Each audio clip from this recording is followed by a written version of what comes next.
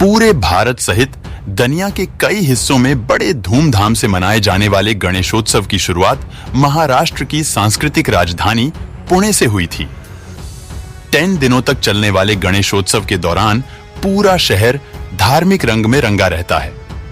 पुणे का गणेशोत्सव पूरी दुनिया में प्रसिद्ध है। इस उत्सव की शुरुआत शिवाजी महाराज के बाल्यकाल में उनकी मां जीजाबाई द्वारा की गई थी। आगे चलकर पेशवाओं ने इस उत्सव को बढ़ाया और लोकमान्य बाल गंगाधर तिलक ने इसे राष्ट्रीय पहचान दिलाई। महाराष्ट्र में गणेशोत्सव के रंग सीरीज की अगली कड़ी में आज हम आपको बताने जा रहे हैं कैसे शुरू हुई गणेशोत्सव की परंपरा। गणेशोत्सव का समय हिंदू पंचांग के अनुसार यह उत्सव भाद्रपद माह की चतुर्थी से चतुर्दशी तक 10 दिनों तक चलता है। भाद्रपद मास के शुक्ल पक्ष की चतुर्थी को गणेश चतुर्थी भी कहते हैं। हिंदुओं के आदि आराध्य देव है गजानन। गणेश जी हिंदुओं के आदि आराध्य देव है। हिंदू धर्म में गजानन को एक विशिष्ट स्थान प्राप्त है। कोई भी धार्मिक उत्सव, यज्ञ, पूजन इत्यादि सत्कर्म हो या फिर विवाहोत्सव हो, निर्विघ्न कार्य संपन्न हो, इसलिए शुभ के रूप में गणेश जी की पूजा सबसे पहले की जाती है। गणेश की प्रतिष्ठा संपूर्ण भारत में समान रूप में व्याप्त है। महाराष्ट्र इसे मंगलकारी देवता के रूप में व मंगल मूर्ति के नाम से पूजा जाता है। दक्षिण भारत में इनकी विशेष लोकप्रियता शिरोमणि के रूप में है।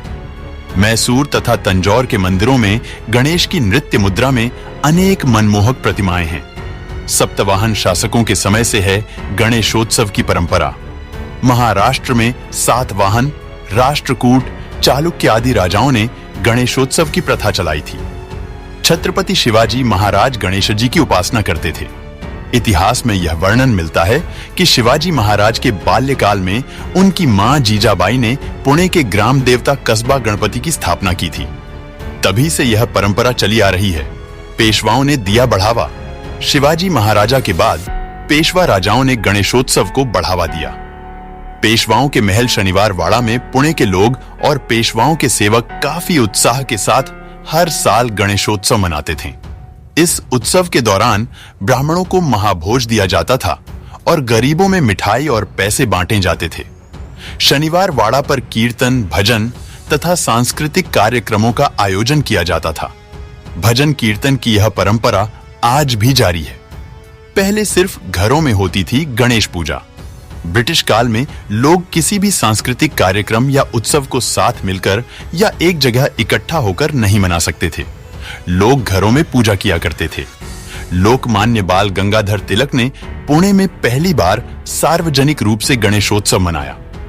आगे चलकर उनका यह प्रयास एक आंदोलन बना और स्वतंत्रता आंदोलन में इस गणेशोत्सव ने लोगों को एकजुट करने में अहम भूमिका निभाई।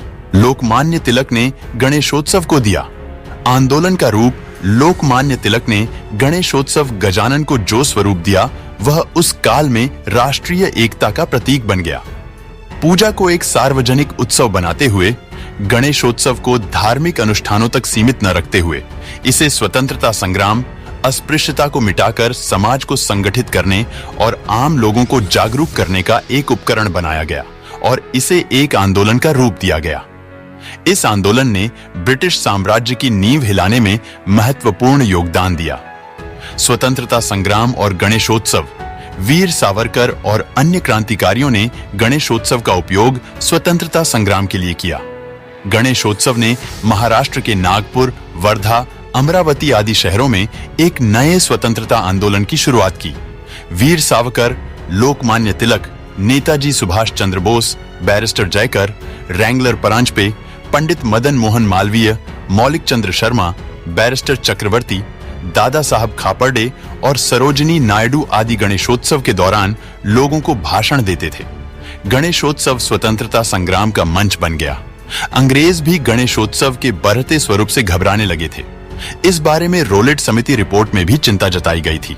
रिपोर्ट में कहा गया था, गणेशोत्सव के दौरान युवकों की टोलियां सड़कों पर घूम घूम कर अंग्रेजी शासन विरोधी गीत गाती हैं और स्कूली बच्चे पर्चे बांटते हैं, जिसमें अंग्रेजी हुकूमत के खिलाफ हथियार उठाने और मराठों से शिवाजी की तरह विद्रोह करने का आह्वान होता है। साथ ही अंग्रेजी सत्ता को उखाड़ फेंकने के लिए धार्मिक संघर्ष को जरूरी बताया जाता है। लोकमान्य बाल गंगाधर तिलक ने 1893 में गणेशोत्सव का जो सार्वजनिक पौधारोपण किया था, वह अब विराट वट वृक्ष का रूप ले चुका है।